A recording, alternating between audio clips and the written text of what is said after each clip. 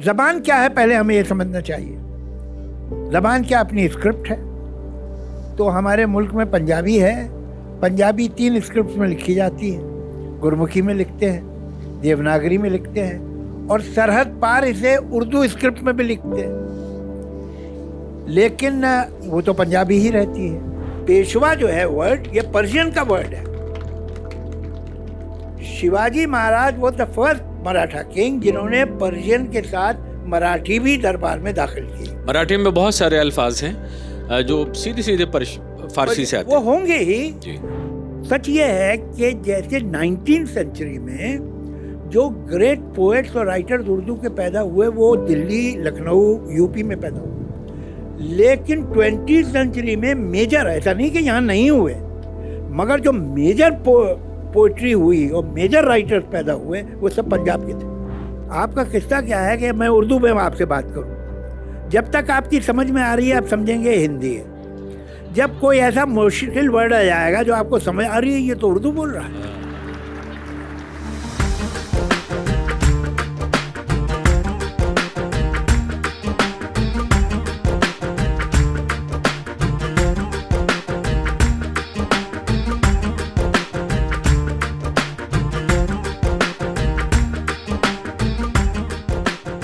जिस तरह सूरज तुलू होता है तो रोशनी रोशनी होती है, बिल्कुल इसी तरह इस वक्त आपके साथ यहाँ जिस डिस्कशन के लिए आप यहाँ तशरीफ़ लाए हैं, गुफ्तगू होगी जनाब परवेज़ आलम और जनाब जावेद अख्तर के माबैन।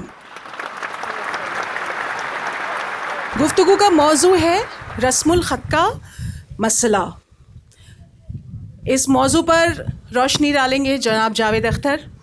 जाहिर है किसी भी तारुफ़ के मोहताज नहीं हैं। न जाने कितने फ़िल्म फेयर अवार्ड्स मिल चुके हैं, हमें याद भी नहीं। न जाने कितने लोग जो शायकीन उर्दू नहीं थे वो इनकी वजह से शायकीन उर्दू बन गए, इन्हें ख़ुद नहीं मालूम होगा। मैं इनके तारुफ़ में ज़्यादा क्या कहूँ और इनके इस्तक़बाल के लिए ज़्यादा क्या कहूँ, मुनासिब नहीं होगा कि जावेद अख्तर साहब के सामने फ़ायज़ा अब्बासी शेर पढ़ें। मगर हम सब ने सुना है एक लड़की को देखा तो ऐसा लगा। क्यों ना आज हम ये कहें एक शायर को सुना तो ऐसा लगा, जैसे दिल की आवाज़, जैसे सच की बात और जैसे जश्न रेख्ता में चलता एक रोशन सितारा। इस्तक़बाल कीजिए जनाब जावेद अख्तर का। जावेद अख्तर साहब के साथ इस गुफ्तगू के लिए मैं दावत दूंगी जनाब परवेज़ आलम साहब को। इनके बारे में मैं बहुत फ़ख्रिया ये कहना चाहूँगी कि आप भी इसी तरह अलीगढ़ मुस्लिम यूनिवर्सिटी से वाबस्ता हैं जिस तरह जावेद अख्तर साहब भी, और ये खाकसार भी। ओहो, तीन। और परवेज़ आलम साहब BBC की हिंदी सर्विस के साथ एक बहुत तवील अरसे तक अपनी खिदमत अंजाम दे चुके हैं। डेविड पेज का वो BBC का ज़र्री दौर था जिसमें परवेज़ आलम साहब ने अपनी खिदमत अंजाम दी, और इसके बाद अब लंदन में मुकीम रहकर परवेज़ आलम साहब सिने इंक नाम का एक पॉडकास्ट चलाते हैं। जश्न रेख्ता के बाद आप भी उससे लुत्फ़अंदोज़ हो सकते हैं। तो ख़वातीन व हज़रात, अब आप हैं, परवेज़ आलम साहब हैं और जावेद अख्तर साहब हैं। गुफ्तगू के आगाज़ के लिए एक बार फिर ज़ोरदार तालियों की दरख्वास्त। आदाब। अब किसी भी किस्म के तारुफ़ की कहीं ना कोई गुंजाइश है ना कोई ज़रूरत है। जावेद अख्तर साहब मेरे सामने हैं, मौजूद हैं, रूबरू हैं। और दूसरी बात यह कि आज का जो मौजू है, जो टॉपिक है, वो हमें जो दिया गया है वो है रस्मुल ख़त का मसला। अब रस्मुल ख़त आप सब जानते हैं, स्क्रिप्ट को कहते हैं, लिपि को भी कहते हैं। जैसे कि उर्दू का जो रस्मुल ख़त है वो नस्तालीक है, और वो कहाँ से आया, कैसे आया, उसके सामने अगर कोई मसाइल हैं, पहले तो हमें ये भी नहीं पता कि कुछ मसला दरकार है रस्मुल ख़त के हवाले से, स्क्रिप्ट या लिपि के हवाले से, और अगर है तो वो क्या है। तो मैं समझता हूँ कि इतना ही मौजू के बारे में बात करना मुनासिब होगा जावेद साहब। इसलिए कि फिर बात से बात निकलेगी तो फिर दूर तलक जाएगी जैसा कि शायर कह गया है। मैं ये जानना चाहता हूँ कि आपको कहीं ऐसा लगता है कि उर्दू रस्मुल ख़त के हवाले से किसी किस्म का कहीं कोई मसला है? मुझे तो नहीं लगता। कुछ लोगों को उर्दू से मसला है, रस्मुल ख़त से नहीं। बहुत उम्दा। जावेद साहब, आपने मैं वाकई समझता हूँ इस जुमले में बहुत कुछ छुपा हुआ है कि रस्मुल ख़त के हवाले से जावेद साहब ये कह रहे हैं आज की तारीख़ में, ये भी अपने आप में ख़बर है और मैं वाज़े कर दूंगा बाद में कि ये ख़बर अपने आप में क्यों है, कि जावेद अख्तर साहब ये कह रहे हैं कि उर्दू के रस्मुल ख़त के हवाले से कोई मसला नहीं है। अगर कुछ लोगों को मसला है तो वो उर्दू के नाम से है या उर्दू के बारे में है। तो जावेद साहब, उर्दू के हवाले से किस किस्म का मसला रहता है आमतौर पे? देखिए, है क्या किस्सा कि हमारे समाज का मसला ये है कि हमारे पास ओपिनियन ज़्यादा हैं और इन्फॉर्मेशन कम है, तो राय हम बना लेते हैं बग़ैर किसी मालूमात के। मिसाल के तौर पे बहुत से लोगों को ऐसा लगता है कि उर्दू कोई फ़ॉरेन लैंग्वेज है, कहीं बाहर से आई है। तो मैं उनसे पूछता हूँ कि भाई कोई मुल्क बताओ जहाँ बोली जाती है, किस मुल्क में? ये अगर हिंदुस्तान, पाकिस्तान तो कल तक हिंदुस्तानी था ना भाई, वो तो कल की बात है कि टुकड़े कर दिए गए, वरना यही लोग बोलते हैं। और इसके अलावा जो अमेरिका चले गए हैं, इंग्लैंड चले गए हैं, कनाडा चले गए हैं, ऑस्ट्रेलिया चले गए हैं, यही इसी सब कॉन्टिनेंट के लोग वो बोलते हैं। यहाँ से बाहर कहाँ बोली जाती? कहीं भी नहीं भाई। क्या ईरान में उर्दू बोलते हैं लोग, इराक़ में उर्दू बोलते हैं, सऊदी अरब में उर्दू बोलते हैं, कुवैत में कहीं नहीं बोलते। ये यहीं की ज़बान है, लेकिन मुझे मालूम नहीं कि क्यों ये गलतफहमी है कि ये ज़बान कहीं और की है। तो अगर की और की है तो खैर अंग्रेज़ी भी और की है, तो अब क्या करें? अव्वल तो ये और की है ही नहीं, लेकिन अगर होती भी तो क्या करते आप? क्या किया जाए? इसमें क्या मसला क्या है, प्रॉब्लम क्या है? मुझे तो यही समझ में नहीं आया। एक हाई कोर्ट को एक कहीं से होम मिनिस्ट्री से या कहाँ से एक ऑर्डर आया था साल डेढ़ साल पहले कि ये उर्दू के अल्फाज है, ये मत इस्तेमाल कीजिए, इनकी जगह ये हिंदी के लफ्ज़ इस्तेमाल कीजिए, वरना ये अंग्रेज़ी के लफ्ज़ भी इस्तेमाल कर लीजिए। वो भी लिस्ट बनी थी और उनमें से जो अक्सर हिंदी के भी बताए गए थे वो भी उर्दू ही के थे। तो और अंग्रेज़ी मंजूर थी, उन्हें अंग्रेज़ी मंजूर थी, लेकिन उर्दू जो हिंदुस्तानी ज़बान है वो मंजूर नहीं थी। क्यों नहीं थी तो अब वही बता सकते हैं, लेकिन ऐसा हुआ था। उसमें यह भी हुआ था कि अभी इसी साल सितंबर में किसी ने महाराष्ट्र में कोई केस कर दिया कहीं, और वो आईएनबी मिनिस्ट्री के सामने पहुंच गया, ministry of information and broadcasting में, और उन्होंने एक नोटिस नहीं, पत्रकार हूँ, सहाफ़ी हूँ, तो थोड़ा ज़रा मुझे मोहतात होकर बात कहनी चाहिए। एक उन्होंने क्या किया कि उस शिकायत को आगे बढ़ा दिया उन चैनल्स की जानिब कि ये शिकायतें आपके बारे में मौसूल हुई हैं, और वो शिकायतें ये थी कि साहब ये हिंदी के बुलेटिन में उर्दू अल्फाज का इस्तेमाल करते हैं। और वो जो आपने जावेद साहब ने जिस तरफ इशारा किया उसमें एग्जैक्टली यही था कि वो जब उन्होंने मिनिस्ट्री ऑफ आईएनबी ने उसकी तरफ भेज दिया तो उसमें भी 10 अल्फाज उर्दू के थे उनके साथ में। देखिए, ये हिंदी उर्दू दो ज़बानें जो हैं वो अनप्रेसिडेंटेड हैं। दुनिया में ऐसी दो ज़बानें कोई नहीं है जिनका वो रिश्ता हो जो हिंदी और उर्दू का है। ज़बान क्या है पहले हमें ये समझना चाहिए। ज़बान क्या अपनी स्क्रिप्ट है। तो हमारे मुल्क में पंजाबी है, पंजाबी 3 स्क्रिप्ट में लिखी जाती है। गुरमुखी में लिखते हैं, देवनागरी में लिखते हैं, और सरहद पार इसे उर्दू स्क्रिप्ट में भी लिखते हैं, लेकिन वो तो पंजाबी ही रहती है। आप फिल्मों के पोस्टर देखते हैं, जो हिंदी फिल्म होती है उसके पोस्टर रोमन में होते हैं, KUCH, KUCH, HOTA, HAI, कुछ कुछ होता है। तो ये अगर इंग्लिश में लेटर में लिखा है तो क्या ये इंग्लिश हो गई? कुछ कुछ होता है इंग्लिश है, क्योंकि HOTA लिखा है होता और HAI लिखा है। और माफ़ कीजिएगा कि इंग्लिश भी नहीं हुई, इसलिए कि इंग्लिश की तो अपनी स्क्रिप्ट ही नहीं है। ये तो है लैटिन, जिसे रोमन भी कहा जाता है। तो अंग्रेज़ी हो या फ्रेंच हो या जर्मन हो, इनकी स्क्रिप्ट अपनी नहीं है, इन्होंने लैटिन से ली है। तो क्या ये तीनों ज़बानें लैटिन हैं और क्या तीनों ज़बानें एक हैं? नहीं, तो मालूम हुआ कि स्क्रिप्ट ज़बान नहीं होती। अच्छा, तो फिर क्या अल्फाज होते हैं ज़बान, शब्द होते हैं ज़बान? ये वेन्यू ओपन एयर है, ये मैं अंग्रेज़ी बोल रहा हूँ, जबकि वेन्यू अंग्रेज़ी है, ओपन एयर अंग्रेज़ी है। तो क्या मैंने अंग्रेज़ी बोली, इंग्लिश में बातें कर रहा हूँ? सिर्फ है कहा है बाद में। इधर ये और उधर है। तो फिर ज़बान क्या है? ज़बान अपना ग्रामर है, ज़बान अपना सिंटेक्स है।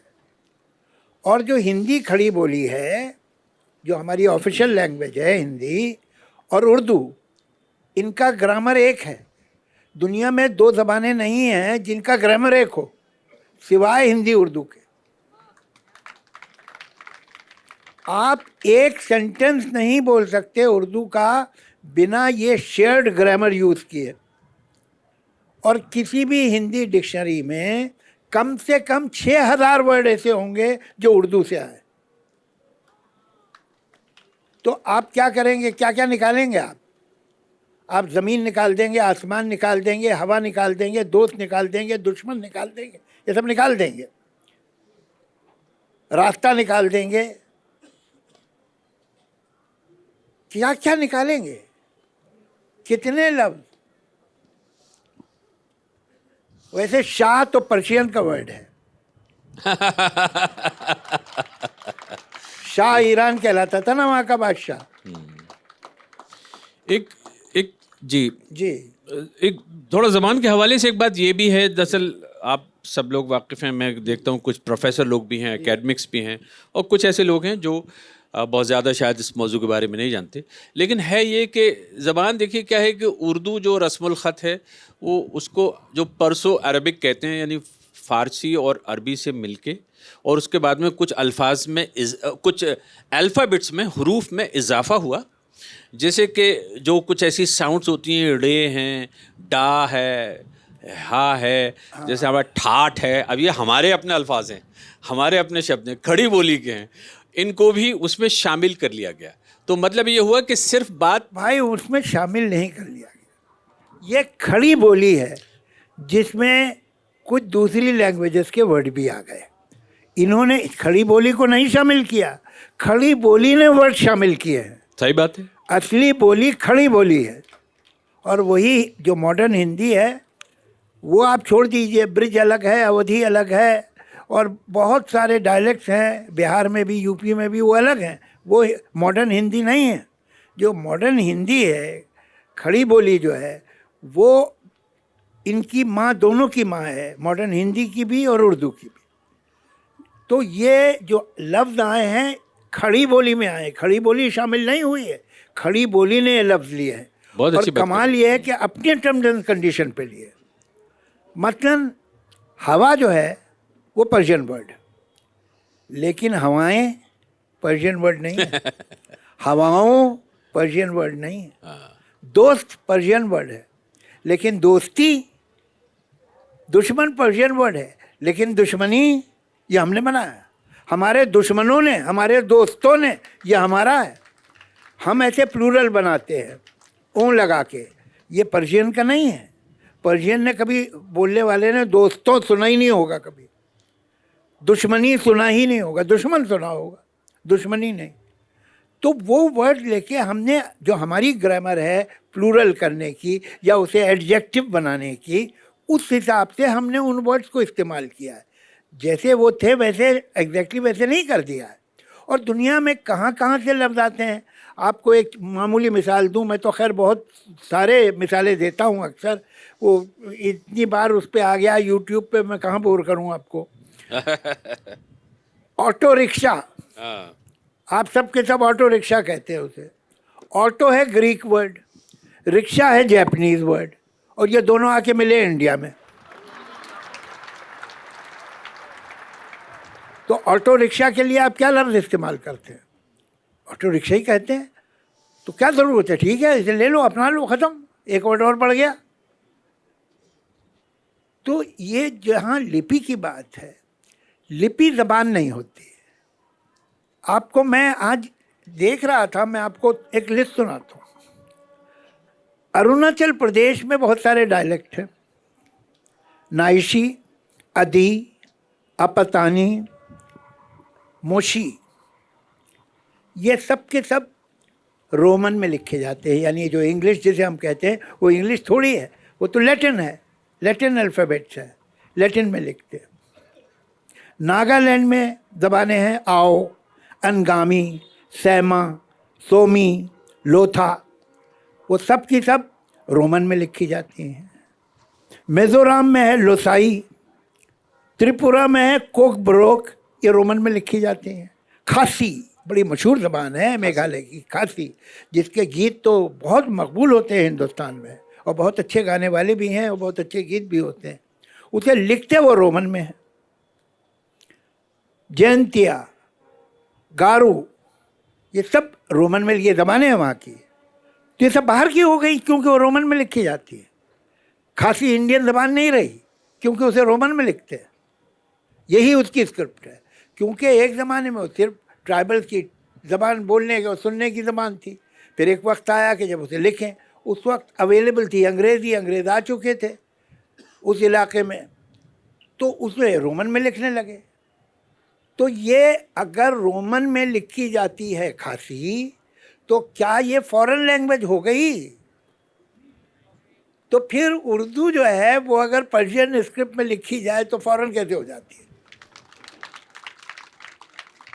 अच्छा, कमाल क्या है, और आपको एक और हिस्टोरिकल बात बताऊं कि जो लोग ये पर्शियन स्क्रिप्ट इंडिया में लाए, उनकी भी मदर टंग पर्शियन नहीं थी।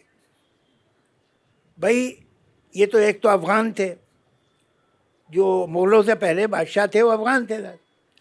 तो अफ़गानिस्तान को तो बाहर का मानना ही गलत है। हमारा जो कॉन्सेप्ट है लार्जर इंडिया का, अखंड भारत का, उसमें अफ़गानिस्तान तो हमारा हिस्सा था।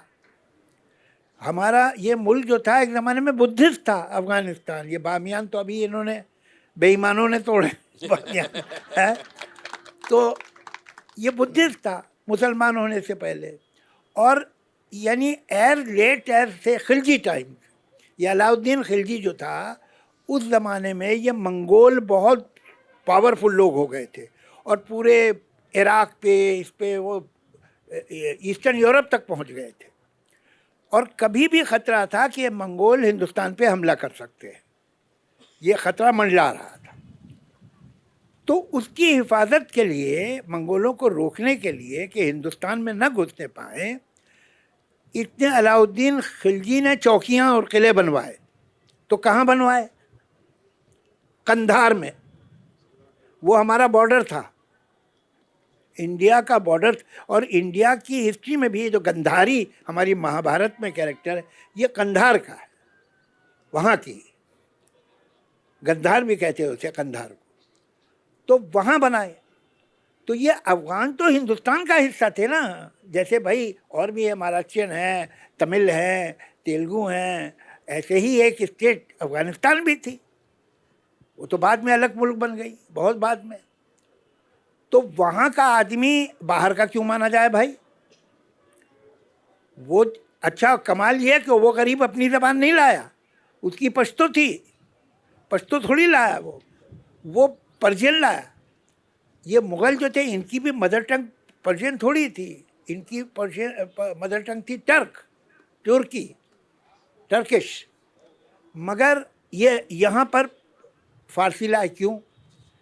इसलिए कि उस समय में फ़ारसी का वो मुकाम था जो आज इंग्लिश का है। पूरे जो सेंट्रल एशियन कंट्रीज़ की, उनकी मदर टंग पर्शियन नहीं थी, लेकिन सारा ऑफिशियल काम उनका पर्शियन में ही होता था। हद तो ये है कि मराठास जो थे, उनका भी सारा काम, सरकारी काम और दरबारी काम पर्शियन में होता था। पेशवा जो है वर्ड, ये पर्शियन का वर्ड है। शिवाजी महाराज वो द फर्स्ट मराठा किंग जिन्होंने पर्शियन के साथ मराठी भी दरबार में दाखिल की। मराठी में बहुत सारे अल्फाज हैं जो सीधे सीधे फारसी से आते वो हैं। होंगे ही जी। जो पोर्ट स्टेट्स हो, जहाँ पोर्ट्स होते हैं ना, जहाँ पानी के जहाज़ आते हैं, चाहे वो गुजरात हो, महाराष्ट्र हो, केरला, वहाँ पर जो सेलर आता है वो सिर्फ सामान नहीं लाता है, वो लफ्ज़ भी लाता है, और वो लफ्ज़ वहाँ रह जाते हैं। तो इस तरह से, बल्कि आपको एक कमाल की बात बताऊं, अनफॉर्चुनेटली वो किताब मैंने पढ़ी नहीं, मुझे मिल नहीं पाई, ट्रेस कर रहा हूँ। एक किताब लिखी गई है कि जैपनीज लैंग्वेज में तमिल वर्ड्स कैसे हैं, और इतने हैं कि उस पर किताब लिखी गई। अब तमिल तो कभी नहीं गए जापान, तमिल फार ईस्ट जाते थे। इसी वजह से आज आप देखिए जो माले है, जो दुनिया का सबसे बड़ा हिंदू टेम्पल जो है वो इंडिया में नहीं है, वो है ये वियतनाम से बराबर जो कंट्री है, कंबोडिया में। The biggest Hindu temple in the world is in Cambodia. तो ये वो वक्त था जब ये लोग यहाँ तक जाते थे, तो ये तमिल वर्ड वहाँ छोड़ आए थे। वहाँ के जो सेलर्स थे और वहाँ के जो मर्चेंट थे वो जापान जाते थे, तो ये वर्ड वो लेके जापान गए। इन्होंने एक जगह छोड़े और वहाँ से पिकअप करके कोई दूसरे लोग जापान ले गए। तो इस तरह वर्ड ट्रैवल करते हैं।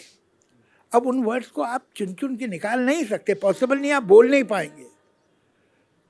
तो यही इसमें ये हुआ है कि भाई ये स्क्रिप्ट जो थी, ये ज़बान जो थी पर्शियन, ये इन लोगों की मदर टंग नहीं थी, ना मुगलों की, ना अफगान्स की, और ना ऑब्वियसली मराठास की। लेकिन क्योंकि उस ज़माने में वो पढ़े लिखे लोगों की ज़बान मानी जाती थी, जैसे आज अंग्रेज़ी मानी जाती है, तो ये वो अपने दरबार में बोलते थे या इसमें काम होता था। मैं समझता हूँ जो आम लोग हैं वो इस बात को हमसे ज़्यादा समझते हैं, इसलिए कि जब वो बातचीत कर रहे होते हैं तो उनको नहीं अंदाज़ा इस बात का कि कितने शब्द, कितने अल्फाज उर्दू के आ रहे हैं, उसमें कितने हिंदी के आ रहे हैं, कितने खड़ी बोली के आ रहे हैं, कितने कहाँ से सब हमारे हैं, सारे वर्ड हमारे हैं। और उस सबके सब हमारे हैं कि ऑक्सफोर्ड यूनिवर्सिटी जब डिक्शनरी छापते हैं जी, तो हर साल उनके प्रेफेस में होता है कि इस साल हमने 50 वर्ड बढ़ाए हैं। अब मिसाल के तौर पे अब जो लेटेस्ट वर्ड हिंदी का चला गया है उसमें ऑक्सफोर्ड डिक्शनरी में वो है जुगाड़। They have accepted this word, it is in their dictionary now.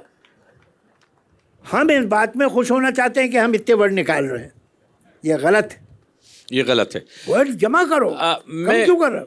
ठीक है, मैं जावेद साहब थोड़ा सा मौजू हल्का सा बदलता हूँ। मौजू हमारा यही रहेगा, लेकिन ज़रा घूम के आएंगे उधर। वो ये है कि आप एक लंबे वक्त से फिल्मों के लिए कहानियाँ लिख रहे हैं, डायलॉग्स लिख रहे हैं, संवाद, मकालमे, सारा ये सिलसिला जारी है। ये कैसे होता है बम्बई फिल्म इंडस्ट्री में? मुझे थोड़ा सा समझाइए ज़रा सा प्लीज़, हिंदी सिनेमा में ख़ास तौर पर, कि अगर मैं आपसे ये सवाल करूं कि 1950 के ज़माने में किस ज़बान में स्क्रिप्ट लिखे जाते थे, या 1940 के ज़माने में क्या तरीक़ेकार होता था? अब देखिए, पहले तो ज़रा थोड़ा सा, अब इतना भी मेरी उम्र का रोब ना खाइए कि आप 1940 के बारे में मुझसे पूछ रहे हैं। हाँ, अगली बार डाई करके आऊँगा बाल।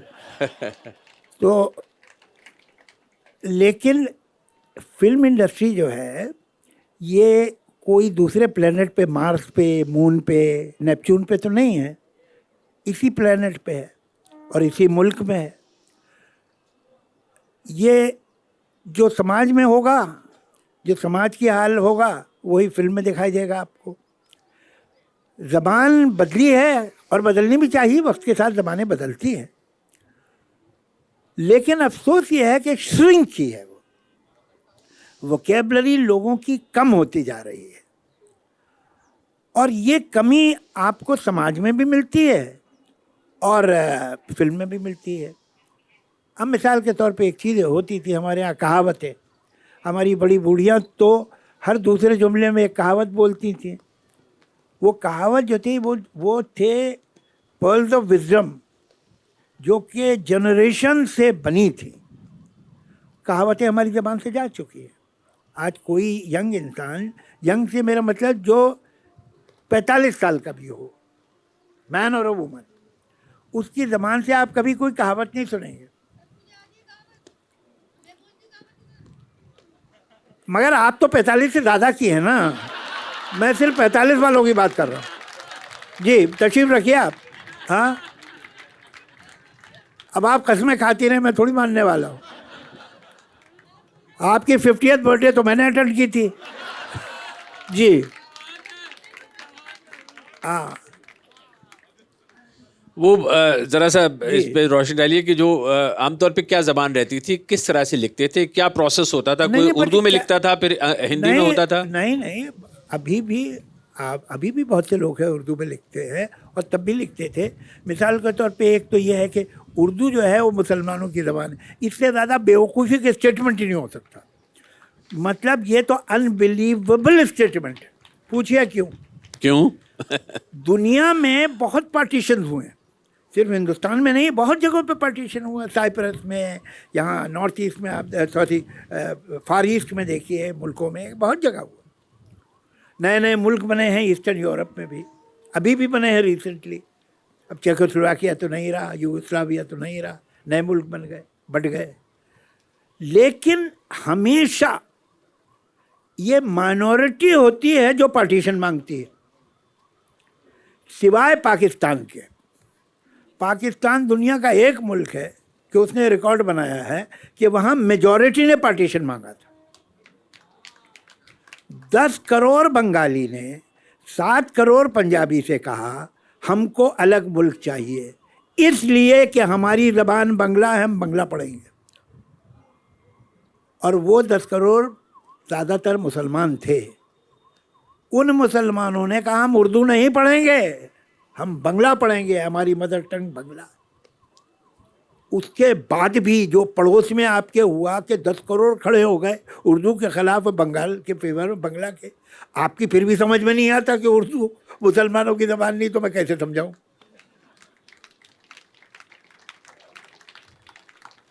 अरे भाई, जो केरला के बड़े अदीब पैदा हुए हैं उनमें से मुसलमान भी बहुत, वो उर्दू में लिखते थे। बंगला पोएट जो बड़े बड़े हैं वो क्या उर्दू में लिखते थे? वो इतने बड़े पोएट हैं बंगाली के, जी, क्या नाम उनका बताइए? काजी नजरुल इस्लाम, रविंद्रनाथ टैगोर। रविंद्रनाथ टैगोर और काजी नजरुल इस्लाम बराबर के पोएट माने गए हैं। जी, तो नजरुल इस्लाम क्या उर्दू में लिखता था? किसने कहा? और ये जो अरब हैं, मुसलमान हैं, ये उर्दू बोलते रहते हैं। ये मुहम्मल बात है। लैंग्वेज रिलीजन्स की नहीं होती है, लैंग्वेज रीजन्स की होती है। बहुत अच्छी बात है, बहुत उम्दा। जो नॉर्थ इंडिया के लोग हैं वो उर्दू पढ़ते। अच्छा, फिर इसको तो कम्युनलाइज बाद में किया गया। अभी भी मैं आपके शहर में दिल्ली में पहले फादर के बारे में कहते थे, अब टाइम गुजर गया, ग्रैंडफादर के बारे में कहते। साहब, मेरे ग्रैंडफादर तो यानी 90 के हो गए थे, मगर उर्दू ही अखबार मंगाते थे। आए दिन पंजाबी, पहले फादर के बारे में बोलते थे, अब एक पीढ़ी आगे बढ़ गए तो ग्रैंडफादर के बारे में। मतलब भाई वो पढ़ते, तुम क्यों नहीं पढ़ते हो? तुम भी पढ़ा करो उर्दू अखबार जो है। अगर तुम्हारे ग्रैंडफादर या फादर पढ़ते थे तो तुम्हें किसने रोका है? पंजाब की ज़बान उर्दू थी। और सच ये है कि जैसे 19वीं सेंचुरी में जो ग्रेट पोएट्स और राइटर्स उर्दू के पैदा हुए वो दिल्ली, लखनऊ, यूपी में पैदा हुए, लेकिन 20वीं सेंचुरी में मेजर, ऐसा नहीं कि यहाँ नहीं हुए, मगर जो मेजर पोइट्री हुई और मेजर राइटर्स पैदा हुए वो सब पंजाब के थे। अरे भाई, जो पंजाबी है वो तो ताली बजाए कम से कम। हाँ, बाकियों सब में वो। हाँ। अब ऐसा है, देखिए, काफ़ी देर मैंने इंतजार कर लिया। वो इंडस्ट्री का सवाल अपनी जगह कायम हाँ, है। तो इंडस्ट्री भी भाई, हाँ। नेपच्यून या मार्स से तो नहीं आई है ना इंडस्ट्री। जो समाज में हो रहा है वो इंडस्ट्री में होगा। ये लोग वही है ना, भले उन्होंने ये पेशा अख्तियार कर लिया। हाथ से लिख के देते थे पहले, लोग आज भी लिख के देते हैं, और आज भी लिख के ज़्यादातर एक्टर्स को रोमन में दिया जाता है, इसलिए वो हिंदी में नहीं पढ़ सकते। आज की तारीख में जैसे जितने भी स्क्रिप्ट्स होते हैं वो रोमन में होते हैं, वो अल्टीमेटली रोमन में होते हैं ज़्यादातर। हिंदी, ये क्या अभी हाँ। हिंदी भी कोई नहीं पढ़ रहा। हमारे यहाँ जो एक ज़बान का क्राइसिस है वो कमाल का है। अगर आप अपनी मदर टंग ठीक बोल लेते हैं, आप हिंदी बड़ी अच्छी बोलते हैं, आप उर्दू बहुत अच्छी बोलते हैं, आपको मराठी बहुत अच्छी आती है, आप गुजराती बहुत सही बोलते हैं, तो आपके बारे में राय बनती है कि कुछ बेचारा गरीब घराने का होगा। ये बहुत ही बेचारा कुछ बैकवर्ड क्लास से आया है। हाँ, अगर आप अपनी ज़बान गलत बोलते हैं हाँ। और इंग्लिश ठीक से बोल लेते हैं, फिर आप क्लास के। ठीक है, बहुत उम्दा। अभी अपनी भाषा सही बोलना जो है उससे आपका इंप्रेशन खराब हो जाता है। ये तो ज़माना है, ये ज़माना है। तो अभी आप क्या फिल्म को क्या ब्लेम करें? भाई फिल्म कहीं आसमान से थोड़ी उतरती है, और फिल्म वाले जो काम कर रहे हैं वो कहीं मार्स से आते हैं, मून से आते हैं, यहीं के हैं, इसी समाज के हैं, तो उनकी वैल्यूज तो समाज में ही बनती है ना। हो गया है कि अब तो इंडिजिनस लैंग्वेजेस ख़त्म हो रही हैं, उनकी किसी को परवाह ही नहीं है। आप क्या उर्दू का गम क्या कर रहे हैं? कौन सी ज़बान सुरक्षित है? कोई भी नहीं। कितने लोग हैं जो खाते पीते लोग हैं अपने बच्चे को हिंदी मीडियम स्कूल में भेजते? नहीं भेजते। अच्छा, उर्दू की स्क्रिप्ट जो है वो जो लाए थे उनकी ज़बान नहीं थी, ये जो खड़ी बोली है उसकी नहीं थी, ये उसमें इस्टेब्लिश हो गई। जैसे कि आपको मैंने बताया कि नॉर्थ ईस्ट में कितनी ज़बानें हैं, खासी तो बहुत ही हाई प्रोफाइल लैंग्वेज है, वो रोमन में लिखी जाती है, तो क्या हो गया भाई? क्या तकलीफ़ है? पूरी अंग्रेज़ी जो है, फ्रेंच जो है, जर्मन जो है, वो लिखी जाती है लैटिन रोमन स्क्रिप्ट में, तो क्या हो गया? अंग्रेज़ी अंग्रेज़ी नहीं रही, या फ्रेंच फ्रेंच नहीं रही, या जर्मन जर्मन नहीं रही? क्या प्रॉब्लम है? ये कोई प्रॉब्लम ही नहीं है, ये आर्टिफिशियल बात है। और ये सोचना, कम्युनल एंगल से ज़बानों को देखना, सिर्फ एक जाहिल आदमी कर सकता है, पढ़ा लिखा आदमी कभी नहीं करेगा। तो मैं ये समझा जावेद साहब, दो तीन बातें इस्टेब्लिश एक बार फिर से रिकैप करते चलते हैं। जावेद साहब ने आपके सामने कहा कि स्क्रिप्ट के हवाले से कोई मसला नहीं है, जैसा अपना स्क्रिप्ट है वो अपनी जगह कायम है। दूसरी बात ये है कि नहीं, और दूसरी एक और बात बताऊँ जी, जो ये उर्दू हिंदी का किस्सा ये है कि इतनी मिलती जुलती है। अभी जो मैं आपसे बातें कर रहा हूँ ये हिंदी में कर रहा हूँ ना, इसी को उर्दू भी कहते हैं लोग। तो ऐसा कोई दुनिया में दो ज़माने हैं कि जिस पे धोखा हो सके कि ये हिंदी है कि उर्दू है? हाँ, है। बहुत अच्छी बात की। आपका किस्सा क्या है कि मैं उर्दू में आपसे बात करूं, जब तक आपकी समझ में आ रही है आप समझेंगे हिंदी है। जब कोई ऐसा मुश्किल वर्ड आ जाएगा जो आपको समझ आ रही है ये तो उर्दू बोल रहा है, ये तो हाल है इन ज़बानों का। ये इतनी तो मिलती जुलती ज़बानें हैं। अब आप देखिए जितनी आजकल पोइट्री होती है उर्दू में, वो सारी की सारी देवनागरी में भी छपती है, सारी छपती है, और बेहद बिकती है, बेहद पॉपुलर है जो हिंदी में छपती है उर्दू पोइट्री। अगर इतनी ही कोई अलग चीज़ होती तो हिंदी में काहे को बिकती हो? देवनागरी में जब छपती बिकती है। तो एक ये देवनागरी में भी उसे रहने दो, और जो उसकी अपनी स्क्रिप्ट है, भाई मैंने तो बचपन से वही पढ़ी थी, मुझे भी उस स्क्रिप्ट से फैसिलिटी है, आराम है लिखने में पढ़ने में, तो उसे भी रहने दो। और अगर इसे रोमन में लिख के फिल्म एक्टर को देना है तो उसे भी दे दो, मुझे कोई आपत्ति नहीं है। मैं समझ गया आपकी बात। बहुत दिलचस्प बात यह है जो खासतौर पे जो रेख्ता का मॉडल है, क्योंकि जहाँ पे हम बैठे हैं ये सब रेख्ता के अब देखिए रेख्ता के मालिक लोग आ गए, तो बेहतर ये होगा नाम कि आप दो एक जुमले, मैं आपको बताऊं, अगर अगले साल आपको आना है तो दो एक जुमले रेख्ता की तारीफ में फौरन बोलिए। वो यही तो मैं कह रहा हूँ कि जैसे ही रेख्ता का नाम लिया एकदम से पता चला रेख्ता मौजूद है यहाँ पे। मैं जिक्र ये कर रहा था कि जैसे तीन, इसे ही कहे देखता मैं तो रेख्ता का रेख्ता रह गया। मैं तो रेख्ता को देखता रह गया। देखिए 3 ज़बानों का मॉडल चलता है जी। अब असल माने में टॉपिक पे अच्छी बात है कि आप लोग यहाँ पे तशरीफ़ फरमाएं। तो रेख्ता पे जब आप जाते हैं तो दुनिया भर से लोग आते हैं हर चीज़ अपने हिसाब से चेक करने के लिए। बहुत बार तो वो हिंदी तलफ़्फ़ुज़ को समझने और ठीक करने के लिए रेख्ता की वेबसाइट पे आते हैं, इसलिए वो बहुत बाकायदगी से लिखा होता है कि इस शब्द का उच्चारण क्या है, तलफ़्फ़ुज़ क्या है। उसी तरह से उर्दू का जो लफ्ज़ है वो हिंदी में भी लिखा होता है, तो आपको पता लग जाता है, क्योंकि उर्दू वाले ज़ेर ज़बर पेश का इस्तेमाल करते ही नहीं हैं। अंडरस्टूड है, वो एक चला आ रहा है सदियों से कि आप समझ जाइए कि इस पे ज़ेर है या ज़बर है, थोड़ा सा अपने दिमाग का भी इस्तेमाल कीजिए। लेकिन रेख्ता पे आपको वो सारी चीज़ें मिली। तीसरी बात ये कि वही तलफ़्फ़ुज़ रोमन में, जिसको हम लोग लैटिन भी कहते हैं, यानी जो अंग्रेज़ी के जो अल्फ़ाबेट्स का जो स्क्रिप्ट है उसमें भी होता है। तो मतलब ये कि 3 ज़बानों का मॉडल अगर साथ साथ चले, जावेद साहब, ये इंफॉर्मेशन के हवाले से मैं 2 वाज़े करना चाहता हूँ। उर्दू का जो स्क्रिप्ट है, यानी कि जो नस्तालीक है, उसमें जो लोग लिख रहे हैं वो लिखते रहें, अपना काम करते रहें। किताबें जिस अगर वो नस्तालीक में छापना चाहते हैं, छपवाना चाहते हैं, वो उसमें छपती रहें, आगे काम बढ़ता रहे। लेकिन ये कि जो डिजिटल मीडिया में हम जैसे लोग हैं, ये लोग मौजूद हैं, ये जो काम कर रहे हैं वो कितना अहम है? बहुत है, बहुत है। मैं तो ये तो हम लोग क्या घर की मुर्गी दाल बराबर होती है। हम जेन्युइनली रेख्ता की वो इज्जत नहीं करते, कितनी भी करते हो, जो जिसका रेख्ता मुस्तहक। भाई साहब, ये पाकिस्तानी जो है ये कहते हैं हमारी कौमी ज़बान है उर्दू, जो कि गलत है। ना कश्मीर उनका ना उर्दू उनकी। मैं आपको सही बता रहा हूँ, सही बता रहा हूँ। अब आप दावा किसी चीज़ पे भी कर दीजिए, आपकी कहाँ से उर्दू? तो जी नहीं, वो तो फरमाइशी उसके अलग से इंतजाम होता है दोबारा कहलवाने के लिए। वो मुशायरे में आइए, आप वहाँ पे फिर कहिएगा मुकर्रर, तो वहाँ फिर शायर आपको सुनाएगा। हालांकि मैं आपकी तरफ से लड़ गया था, लेकिन अब मुझे मानना पड़ेगा कि आपके घर वाले सही कहते हैं कि आप बोलती बहुत है। मैं झगड़ गया था, मैंने कहा क्या बात कर रहे हैं आप, गलत है। मगर आप उन्हें सही साबित कर रही हैं आज। चलिए खैर, अभी अकेले में बातें होंगी हमारी, आपकी सबके सामने थोड़ी होती है बातें। अच्छा, इसमें हाँ। उनको ज़रा दिलचस्पी ज़्यादा हो रही है उनकी। तो बात ये हो रही थी कि रेख्ता के जैसे जो मॉडल है, बहुत सारे लोग यहाँ पे मौजूद हैं, उनके सामने मैं ये रेख्ता को प्रमोशन करने का सिलसिला नहीं है, टॉपिक अलग है, लेकिन उसका बराह रास्त नहीं, आप देखिए, रेख्ता से मेरी बात इन्होंने काट दी, अब आप काट रहे हैं। तो है क्या किस्सा कि भाई दुनिया में ये एक मुल्क है जो कहता है हमारी कौमी ज़बान है, उस मुल्क में बहुत दौलतमंद लोग भी मौजूद हैं, और वहाँ तो टैक्स वैक्स का भी झंझट नहीं होता, यहाँ नहीं देना पड़ता है। तो किसी को तौफीक नहीं हुई कि बना दे इसके बराबर कोई चीज़।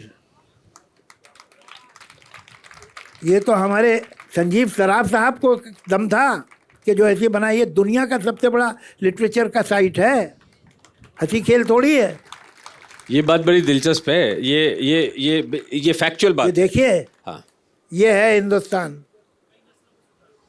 जी सही कह रहे हैं। जी कि जो हिंदुस्तान की ज़बान है, ज़ाहिर सी बात है उर्दू इस शहर से बड़ा गहरा ताल्लुक़, इस शहर से ख़ास तौर पे जहाँ खड़ी बोली आसपास। खैर बहरहाल, तो होता ये है कि वो जो जैसे वेबसाइट बनती है या इनका जो डिजिटल इम्प्रेशंस हैं पूरी दुनिया भर में देखे जाते हैं, और फिर इतनी बड़ी तादाद हो जाती है कि आज दुनिया में किसी भी ज़बान की इतनी बड़ी रिपोजिटरी डिजिटल स्पेस में इंटरनेट पर मौजूद नहीं है जितनी कि उर्दू की है। Thanks to Rekhta. और उसके साथ में हिंदी की भी है, ये भी मैं वाजे करता चलूँ। उसकी वजह ये है कि साथ साथ चल रहे हैं, इसलिए कि उर्दू, जब आप उर्दू, मैंने कहा ना, तलफ़ुज़ देखते हैं तो उर्दू हिंदी में देखते हैं, हिंदी वाले देखना चाहते हैं अपने शब्द का अर्थ, मतलब, तो वो उर्दू का भी अर्थ जानना चाहते हैं, तो बहरहाल, और तलफ़ुज़ भी जानना चाहते हैं। इसके अलावा जो बहुत सारा जो डिजिटाइज मामला है, वो सारी चीज़ें मौजूद हैं। मैं ज़रा सा इस बात को आगे बढ़ाना चाह रहा था जावेद साहब जी, कि ये जो आप, क्योंकि फिल्म के हवाले से भी ज़रा हर चीज़ पर नज़र रखते हैं, थोड़ा फिल्म का जिक्र करते रहना चाहिए, थोड़ा कभी कभी ग्लैमरस रहती है बात। हाँ, कीजिए आप कीजिए। कि ये ज़बान सिखाने का मामला कुछ नहीं होता आपके यहाँ बॉलीवुड में और या हिंदी सिनेमा में, कि जैसे आप कुछ का कुछ बोलते हैं। पहले आप अपने बच्चों को बताइए कि फिर होता फिर नहीं होता, उसके बाद आके बात कीजिएगा मुझसे। ये बड़ी ये दिलचस्प बात पूरा मुल्क जो है, ये पूरा मुल्क, पता नहीं, मैं कहीं छुट्टी पे बाहर गया था किसी काम से, तो इतने कॉन्फ्रेंस हुई शायद ऑल इंडिया, जिसमें ये पास हुआ कि आज से हम फिर को फिर कहेंगे। हर आदमी फिर क्यों बोलता है, जबकि कमाल ये है कि सारी इंडिजिनस जो वोकेबलरी है इंडिया की, उसमें फा की साउंड ही नहीं है। संस्कृत में फा की साउंड नहीं है, फा है, फा नहीं है। नहीं है, हाँ। भाई ये तो समझ में आता है कि क्योंकि फा नहीं है तो आप उसे फा बोले, हम लोग नुक्ता मगर लगा फा देते हैं छोड़ के आप फा बोल रहे हैं जो कि आपकी ज़बान में ही नहीं है। ये मुझे समझ में नहीं आया कैसे हुआ है। फिर ऐसा हुआ, फिर वैसा हुआ, फिर ये हुआ।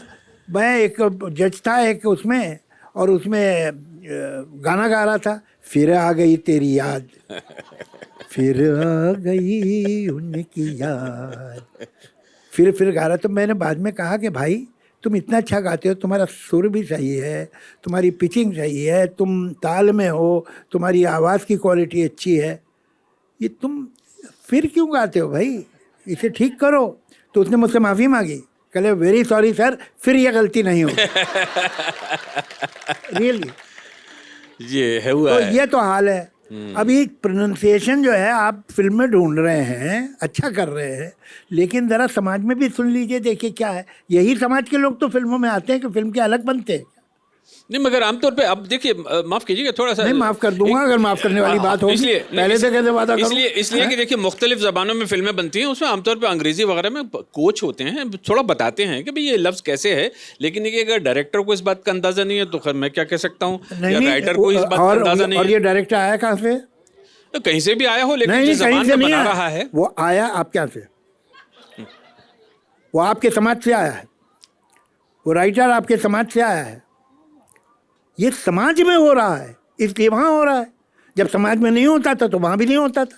पर एक कोच तो रख आप सकते हैं। ऐसा है कि आप एक आदमी की नब्ज देखें और कहें इनकी कलाई में बहुत बुखार है, ऐसा थोड़ी होता है। कलाई आप देखते ज़रूर हैं लेकिन बुखार बदन में है, तब कलाई गर्म है।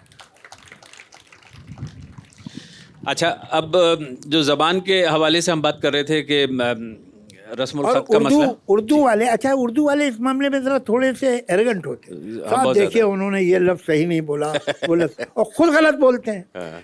उर्दू वाला स्मिता पाटिल ही नहीं कह सकता, समीता पाटिल बोलता है। प्रकाश नहीं कह सकता, प्रकाश। हाँ। वो भाई आपके जो प्रकाश मेहरा थे, अरे भाई वो प्रकाश नहीं थे, वो प्रकाश थे। प्रदीप कुमार था उस पिक्चर में, वो प्रदीप नहीं था, प्रदीप था। ये है। तो सभी एक दूसरे की जबानों के जब लफ्ज़ बोलते हैं तो गलत बोलते हैं, तो इस सिलसिले में थोड़ी ह्यूमिलिटी रखी जाए तो बेहतर होगा। रखिए बात। और ये बात सिखाइए लोगों को प्रदीप प्रकाश बोलना। हाँ, दोनों वादा तरफ है से आपका? कोशिश होनी ये चाहिए। करेंगे आप? अगले साल आप आइए जब तो बताइएगा इतने आदमियों को मैंने प्रकाश बोलना सिखा दिया। बहुत दिलचस्प बात। बात ये थी कि जो स्क्रिप्ट के हवाले से कुछ मसाइल दो तीन जो निकल के आते हैं, बताइए। वो ख़ास तौर पे ये होता है कि अब ज़बान जो आज की जो जनरेशन है वो फ़ोन का इस्तेमाल करती है, और उसमें उर्दू के हवाले से होता है कि आप अंग्रेज़ी फ़ॉन्ट में टाइप करें, यानी कि लैटिन में टाइप करें, उर्दू में करें।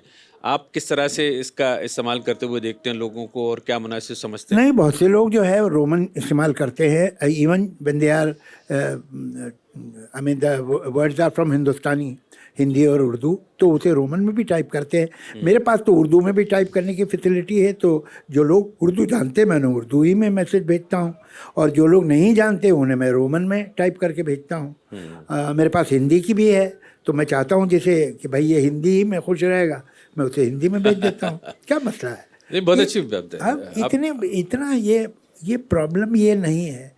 ये बायसेस और प्रेजुडिस जो हैं और जो आर्टिफिशियली क्रिएटेड प्रॉब्लम्स हैं, उनकी जड़ कहीं और है। कहाँ है? अभी बड़ा मुश्किल सवाल है। उसकी जड़ जो है वो एक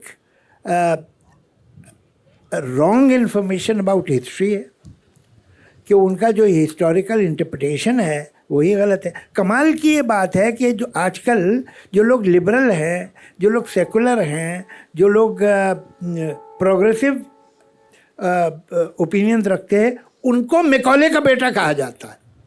हकीकत यह है कि ये जो पूरा concept of two nation theory हो या जो मिस इंटरप्रिटेशन ऑफ हिस्ट्री हो, वो जॉन मिल एक अंग्रेज हिस्टोरियन था, और मैकॉले ने ज़मीन पे ब्यूरोक्रेसी में पैदा किया। ये मैकॉले की औलाद तो वो हैं जो टू नेशन थ्योरी पे बिलीव करते हैं।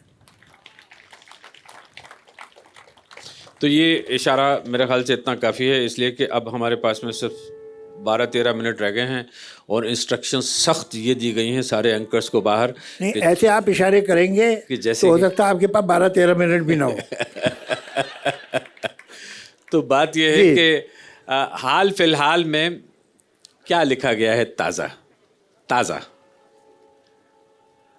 अब एक नज़्म, अगर मुनासिब समझे, मौका है, दस्तूर भी है, लोग भी हैं, वो बेचारी खड़ी है इतनी देर से और बार बार कह रही थी नज़्म सुनाइए, नज़्म सुनाइए।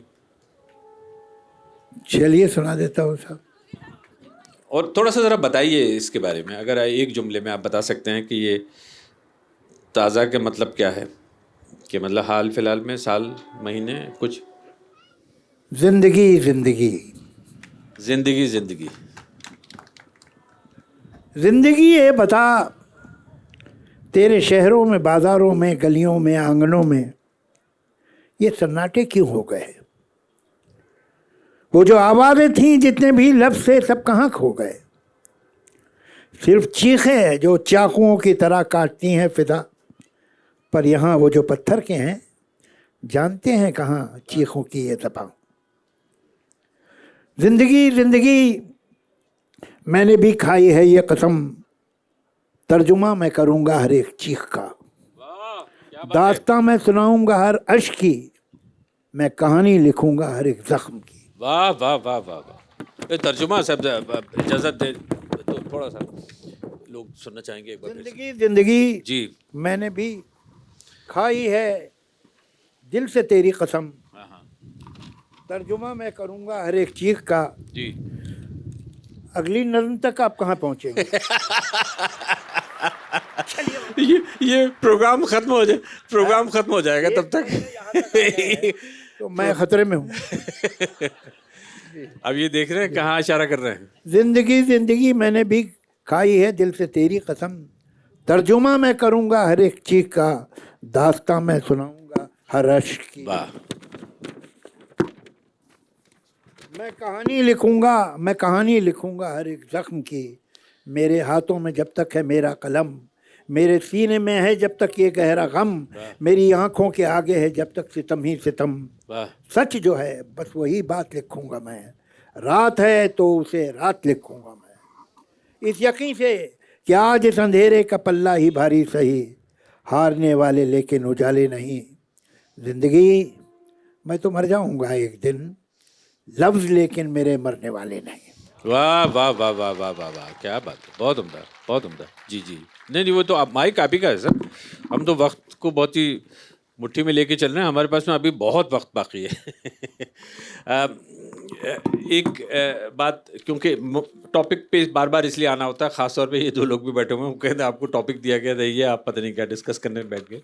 तो बात ये है कि जो उर्दू स्क्रिप्ट के हवाले से बहुत से लोगों के मन में कहीं ये संशय था, किसी तरह का शक व शुबा था, आज के डिस्कशन में जब मैं आने वाला था कि शायद कोई ऐसी बहुत ही ज़्यादा मुतनाज़ा कंट्रोवर्शियल विवादास्पद बात कही जाएगी, और इसलिए कि दूसरी बात नहीं, वो कहीं भी नहीं गई, आप गवाह हैं सब इस बात के कि ऐसी कोई कंट्रोवर्शियल बात नहीं कहेगी। दूसरी बात ये कि लोग ये उम्मीद भी लेके आए थे कि थी खबर गर्म के गालिब को उड़ेंगे पुरजे, देखने हम भी गए थे पर वो तमाशा ना हुआ।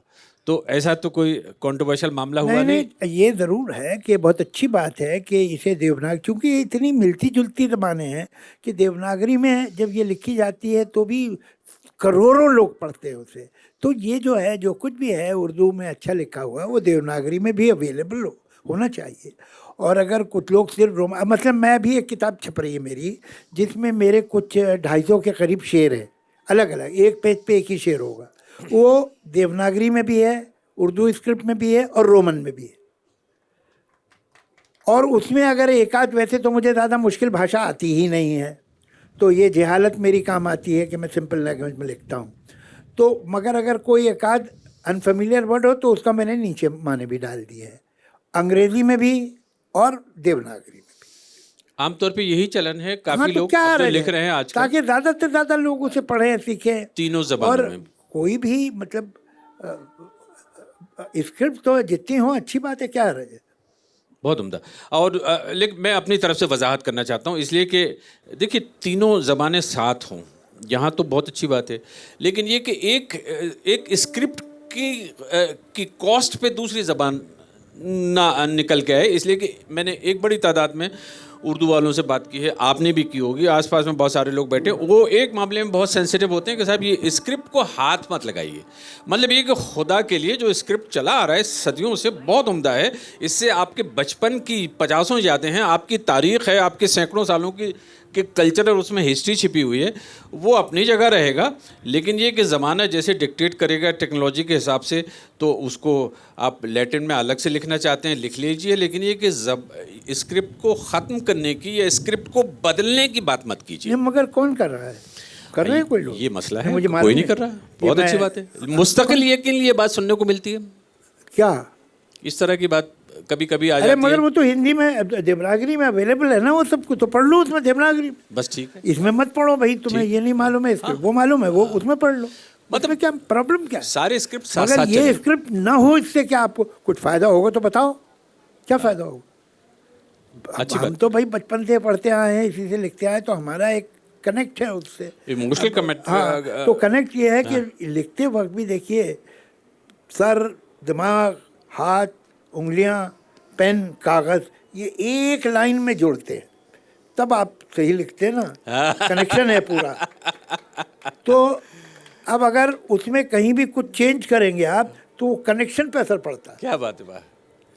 तो उसकी क्या ज़रूरत है भाई? मैं उर्दू में लिखता हूँ, आपको उसे देवनागरी पढ़ना, मैं दिलवा दूंगा आपको देवनागरी में, मेरा वादा है आपसे। ख़त्म।